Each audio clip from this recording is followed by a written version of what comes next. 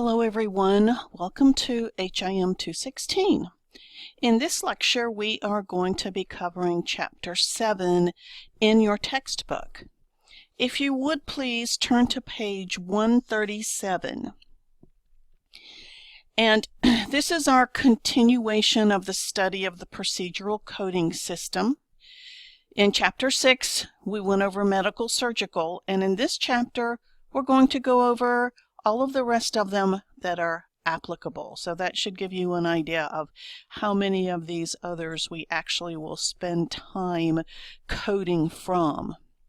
There are some that we will primarily code from, and others I suspect we will never code from, and we will look at those. One that you will code from, because the patients are inpatients, is obstetrics.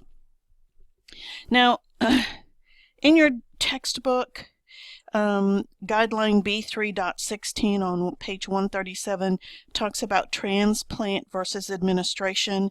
We went over that in Chapter 6, so I'm not going to go over it again in Chapter 7. Please turn to page 138, and you will see the very limited guidelines for obstetrics. And this first guideline, K6, tells us that procedures performed on the products of conception are coded to obstetrics. Well, you're saying, what are the products of conception? The products of conception are a baby while it is in utero, a fetus that has expired, a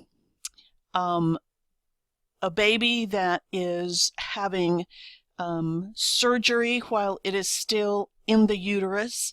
It is procedures performed on that baby, not on the mom. So for instance, if I want to look up episiotomy in the index, look at this code 0W8N. This codes to medical surgery because this procedure is being performed on the mom. It is not being performed on the product of conception. So we really have to differentiate that. Then once the baby's born, it's not a product of conception anymore. So for instance, if we were doing a circumcision, that code on a new male baby, that code comes from medical surgical, because once the baby's born, it's not a product of conception anymore. So, and that's, some people have a hard time thinking about a delivery, the delivery of a baby being classified as a product of conception. The guideline tells us that procedures performed on the pregnant female other than the product of conception are coded to the appropriate root operation in medical surgical. And an example they have here is that an amniocentesis is coded to the products of conception body part in the obstetric section, but repair of a urethral laceration is coded to the urethra body part in medical surgical. So let's see. Yep, if we go to amniocentesis, which the root operation for that is drainage, because they're going into the uterus, into the sac, and they're withdrawing fluid. Oh gosh, don't tell me this thing's okay. Right, they're taking out the fluid, so the body part is products of conception. Typically, this is a procedure that is done percutaneously, and then there's no device. And then this qualifier would be what they were aspirating or draining, and usually it is just fetal fluid or amniotic. They're going into the amniotic sac. And you can see that we have an option for amniotic fluid therapeutic, amniotic fluid diagnostic. And typically, if they're actually withdrawing amniotic fluid, they're sending it somewhere to look for something, so it would be diagnostic. And then the other guideline we have is C2, and it tells us that procedures performed following a delivery or abortion for curettage of the endometrium or evacuation of retained products of conception are coded in the obstetric section, and then the root operation is extraction, and the body part is products of conception. So a woman delivers, she has retained products of conception, they go in and they do a D&C, and they are actually scraping the endometrium to remove the products of conception. And so our section for that will be in obstetrics, and our root operation will be extraction. But if there is a D&C that is performed during times other than postpartum or post-abortion, those are coded in medical surgical. So certainly a woman can have a D&C for a reason that is not related to delivery of a baby. So if she has menorrhagia and she needs to have a D&C, that is in medical surgical. It has nothing to do with being pregnant or having a baby. So, and in this example, D&C for retained products of conception following a spontaneous abortion at 8 weeks gestation. And so in this particular example, this patient had a spontaneous abortion and they ended up having a D&C. Let's see how they have. Now, if I look up curettage, it says C extraction. So I can go to extraction. And if I put in products of conception, then it will, and here's retained products of conception. You can see that it takes me to this table in obstetrics. And typically this is done via a natural or artificial opening. They just go in the vagina, dilate the cervix, and scrape out the uterus. And then there's no device and no qualifier. So the key to coding these D&Cs after the patient has a miscarriage or an abortion or a delivery is to remember that they have to be coded in obstetrics, and the root operation is extraction. So to me, this is kind of a note card kind of thing, a note in your book, some way that you have to keep up with that. But now I want to go back into obstetrics, and you notice there's only one body system here, and that's pregnancy. And these are the various root operations that are applicable in this particular, for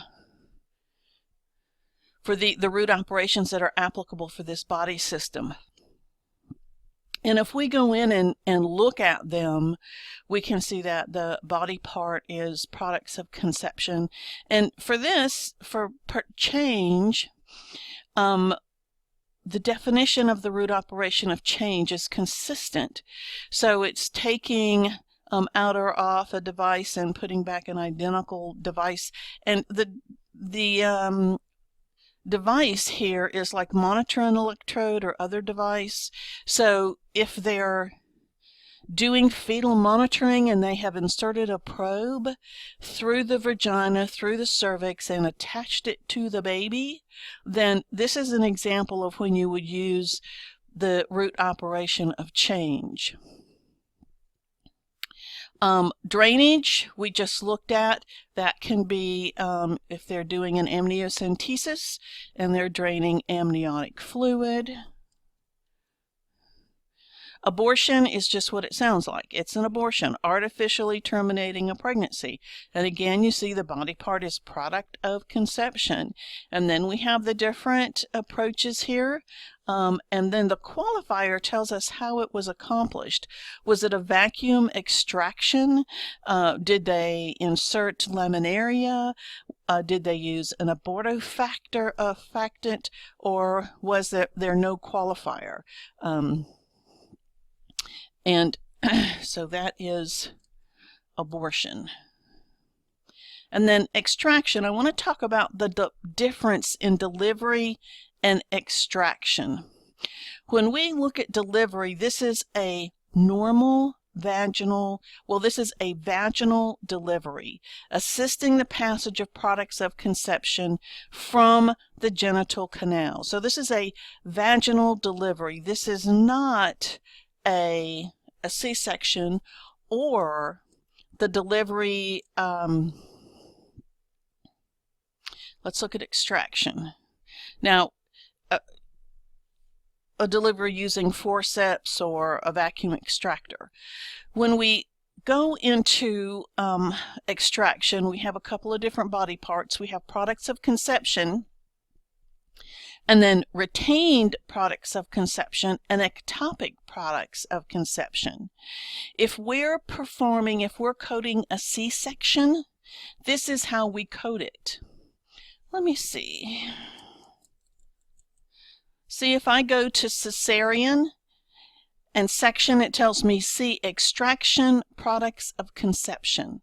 And it tells me sends me to this table 10D0.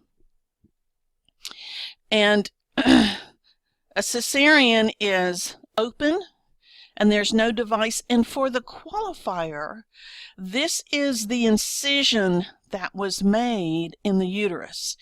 And the physician will tell you what type of incision he made in the uterus. Most of them are low cervical. And that's how you code a C-section. Now, let's say that forceps were used, and that would be via natural or artificial opening. There is no device. Even though they're using forceps, they're not leaving the forceps in the mom. And then you would choose, was it low forceps, mid, high forceps? Did they use a vacuum extractor? Did they have to do an internal version for that baby? So keep in mind that if the delivery is accomplished with forceps or a vacuum extractor, you're using the root operation extraction, and you're not using that delivery root operation. So that is the difference in delivery and extraction. And then insertion, here we have a monitoring electrode. This is when we're putting in that monitor. So the first time we put in that monitor would be insertion, and if we had to take out and replace it, then our root operation would be change. So insertion is when we put it in, put that initial monitoring probe in. And then inspection, the definition of the root operation is the same. And then you can see that we have the body parts related to product of conception, and the various approaches that we have. And so that is certainly an option as well. And then we have removal. And this is taking out a device that we don't put back. And monitoring electrode is an option here as well. So we can put it in with insertion, we can change it. When we take it out and we don't put it back in and replace it, then we're at a removal. And then we have repair. Now I want you to look at the qualifier here. You can see that the only body part here is product of conception, and then we have to look at the approach. And I would expect this to be endoscopic.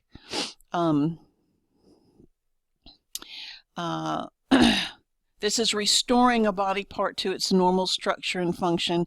And you can see the different body parts here that, and this would be surgery on that fetus. Not on the mom, but on the fetus. And then if we look at repositioning, we have products of conception or products of conception ectopic, and then we have approaches. Honestly, I don't know when you would use that. And then we have resection, and it's products of conception ectopic. So if a patient has an ectopic pregnancy and they are going in and removing that ectopic pregnancy, which they usually have to do, it's rare for an ectopic pregnancy to go past maybe 8-10 weeks because of the positioning of it and the pain that it causes the mother, and it can rupture the ovary, it can rupture the fallopian tube. So typically they have to go in and remove the ectopic pregnancies. And then transplantation, and again, body part is product of conception, and the qualifier has to do with the particular body system that this procedure is being performed on.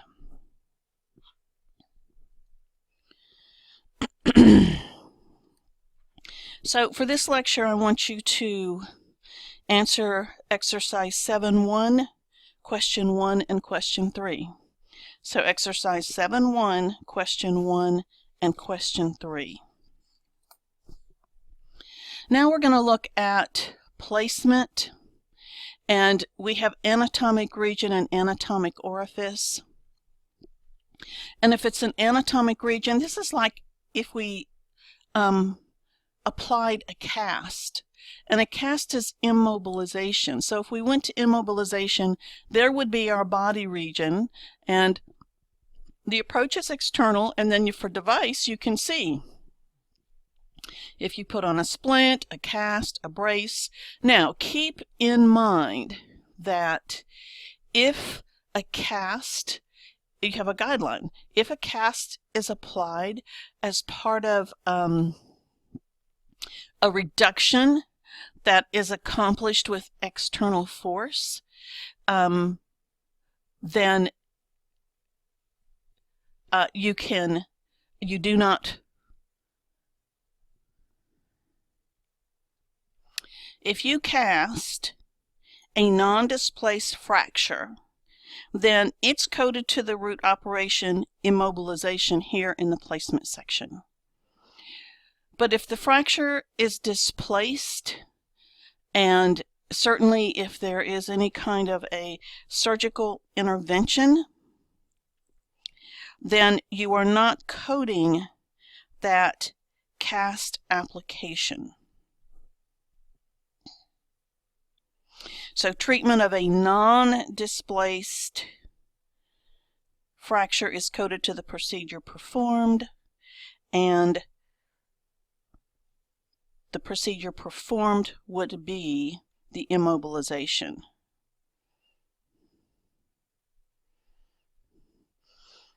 And that is guideline B3.15. Now, the other consideration here, and in many of these body systems, many of these sections I should say, is whether or not that procedure will ever be done in an inpatient setting, and whether or not it will meet the definition of a significant procedure. And for many of these remaining sections, they will not. There are a few things that we will typically code, but the majority of them we will not code. So for instance, packing.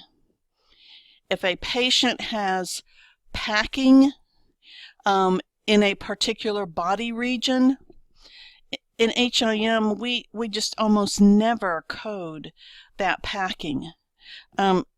Typically, that packing is performed by the nursing staff or by physical therapy. If physical therapy does it, they'll charge for it, and the procedure code will be a CPT code that comes from the charge master.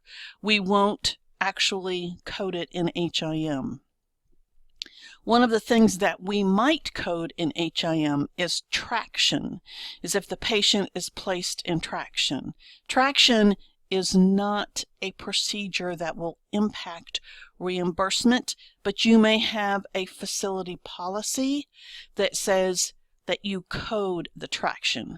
Typically, it'll be charged for by physical therapy. They're the ones that apply the traction, and then the CPT coding will come from the charge master. But physical therapy applies traction. It's not the physician, and it really does not meet the definition of a significant procedure.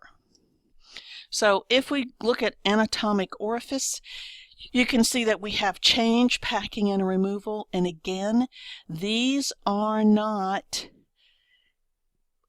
meet the definition of a significant procedure.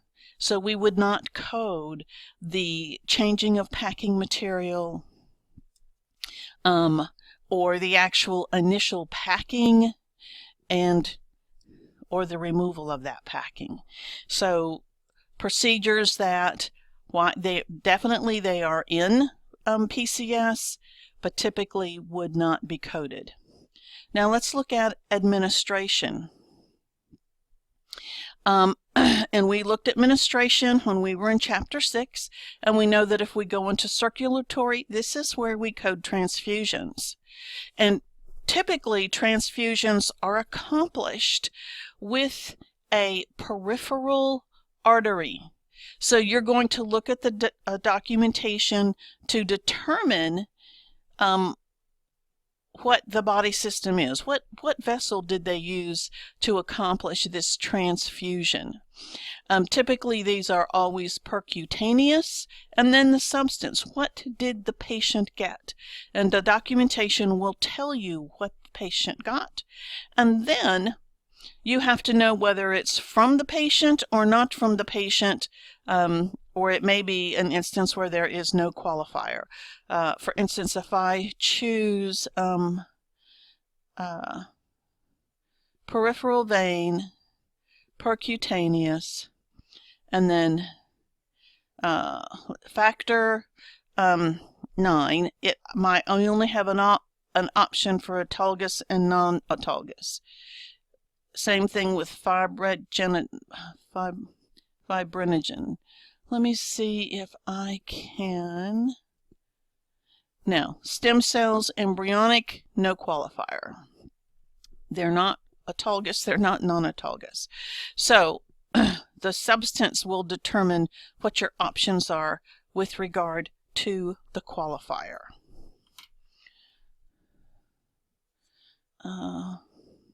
Now, we can go to indwelling device, and you'll see that this is irrigation. And when we choose irrigation, let me come over here. If I go to dialysis and then peritoneal dialysis, irrigation is putting in a cleaning substance. Peritoneal dialysis codes to administration, and it is an irrigating substance in physiological systems and anatomic regions.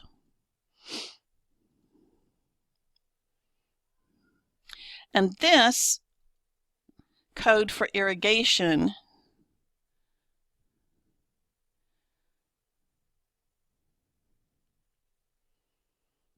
is putting in a cleansing device, but it is not peritoneal dialysis. So I'm not sure how this would be applicable, and I'm also not sure that it would actually be done in an inpatient setting and would be something that you would be coding.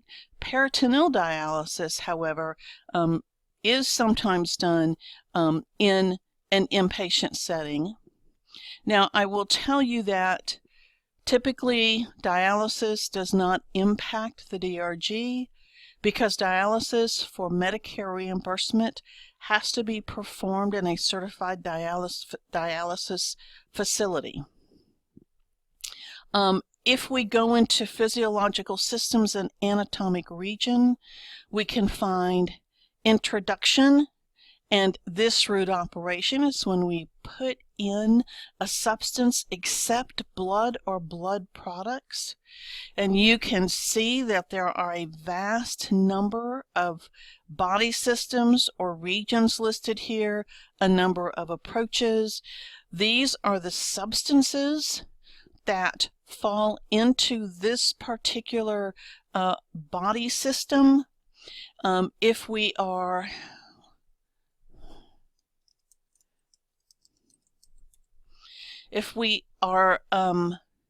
coding chemotherapy and we are putting the chemotherapy into, we're going to put it in a vein, not in an artery.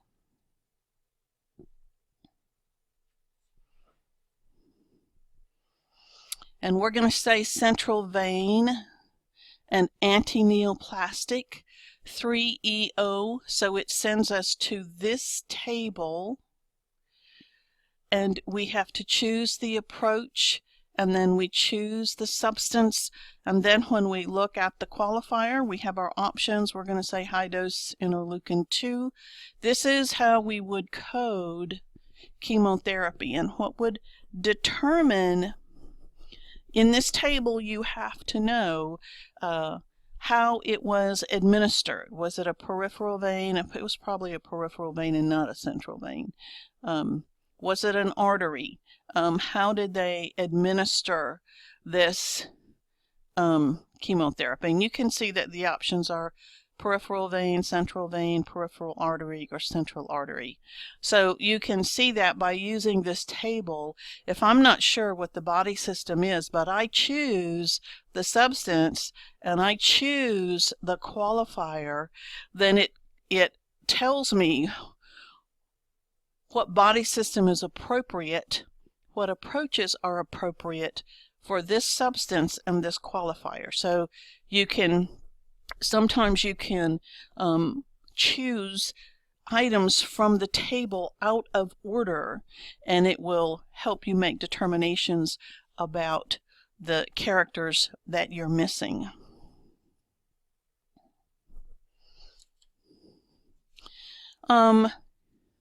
If we choose irrigation, we can see the substance. If I choose Dialstate, which is dialysis, you can see that the only option available to me is the peritoneal cavity.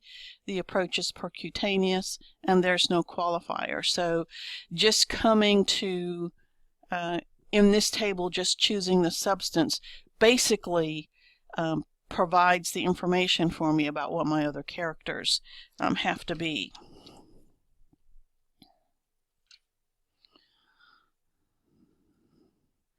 And yesterday I had a hard time getting into 3M, and today it's given me a little trouble. Okay, so here we go. Now, measurement and monitoring. It's important to know the difference between measurement and monitoring. Measurement is a one-time measurement. Monitoring is over time. So if I take your temperature one time, that's a measurement. But if I take your temperature every hour for 4 hours, that is monitoring. And we have physiological systems, and I'm going to say measurement one time. And if I want to take your temperature, that is not a body system. We're not using a body system. So you see none is an option here. If you take someone's body temperature, it's external. And see, you can see that temperature is here, sleep here is here, metabolism is here. So if I choose temperature, it's no qualifier. Now, I can actually go back into measurement and monitoring. I can say monitoring, and I basically get kind of the same screen. So I can choose no body system, external, temperature, and no qualifier. And see, this tells you repetitively over a period of time. So that's what this monitoring is. Let's go into physiological devices. And this is determining the level of a physiological or physical function at a point in time. And you can see that the function and the device, pacemaker, defibrillator, stimulator, let's say pacemaker. And when we pick pacemaker, we have either cardiac or respiratory, and the approach is external, and there's no qualifier. Again, let me stress, in the hospital inpatient setting, you will never be coding that stuff. But I want to show you and explain to you what that is. Now, extracorporeal assistance and performance. Yes, this is an area that we may code in, and this is physiological systems. And we have assistance, and that's taking over a function by extracorporeal means. We have performance, completely taking over a function by extracorporeal means. And then we have restoration, returning or attempting to return a physiological function to its normal state. Now you can see that the only body system here is cardiac, and this is typically not a code that we would use on an inpatient. What we will use is performance. No, let me do this. Now, way at the bottom of this screen, way at the bottom of this screen, I don't even know if you can see it, but it says bypass cardiopulmonary.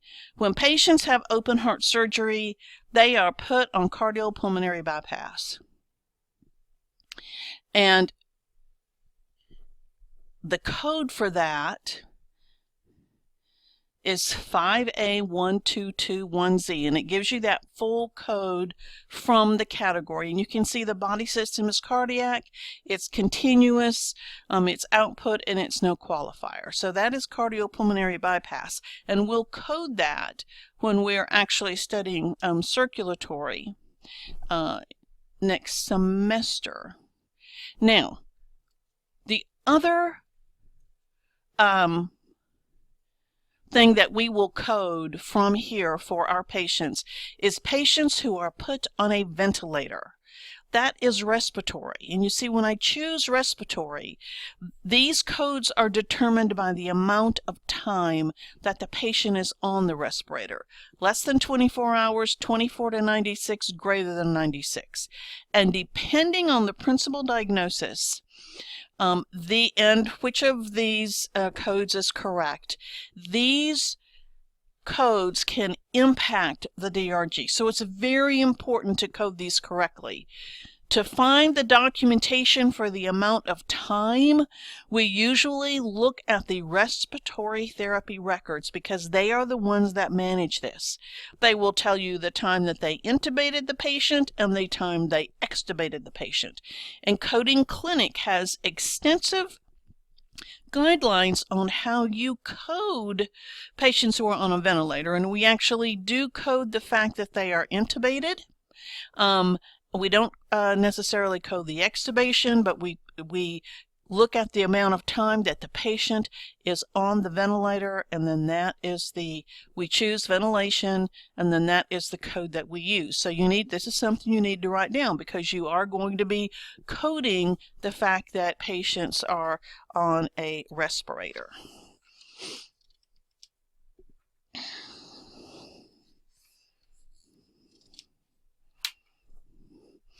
Okay, so now there are codes for extracorporeal therapies, physiological systems, and these are for things, you don't see this, like if a patient comes in for decompression, like if they've been diving and they have issues with decompression, this is where you would code that. If a baby is receiving phototherapy, this is where we would code that phototherapy. And what impacts this code, it would be circular skin, and what impacts this code is whether it was a single treatment or multiple. And usually if babies are under the Billy Light, it is multiple. Now, we're not going to confuse this with light therapy, because light therapy is actually in the mental health section, and this is the therapy that they use for people who live in areas where there is, like Alaska, where they don't have light in the winter and they begin to suffer from depression. And so there is a treatment called light therapy that they use with those patients. We have osteopathic, chiropractic, imaging, nuclear medicine, radiation therapy, physical rehab, mental health. Those are areas that we will probably never code in the inpatient setting. They just do not meet the definition of a significant procedure. Why they are in PCS, I do not know. Maybe at some point in time there will be settings where these may be used, but at this point in time, it's just something we don't code. We didn't code them in ICD-9, and we're not going to code them in ICD-10. One of the areas that you can code from is substance abuse and treatment. There's no body system here, but you will notice that they have detox services and counseling sessions. And for instance, if we look at detox, it's just a flat-out code for detox. Individual counseling, it's just a flat-out code for, well, you choose the qualifier that identifies the type of counseling. So if they were in AA, it would be 12-step. But typically, these may be used in an inpatient facility that treats substance abuse. But in the outpatient setting, these are not the codes that we would use. Now, my expectation is that you read this chapter. If you have questions about any of these other sections, please let me know. And your final, I want you to look at exercise 7.3, and I want you to answer question 1 and question 5.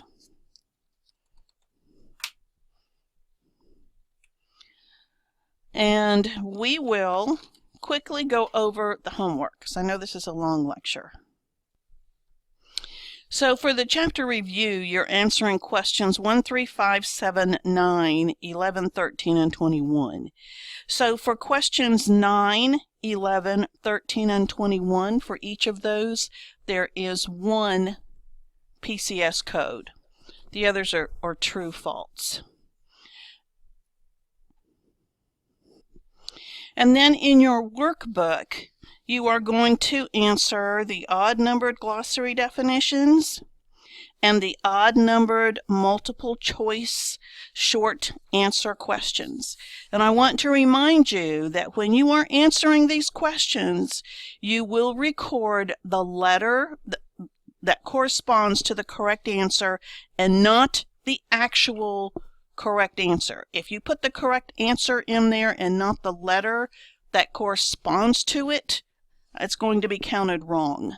So make sure you follow these directions when you're completing that homework. If you have any questions, please let me know, and that will conclude this lecture for Chapter 7.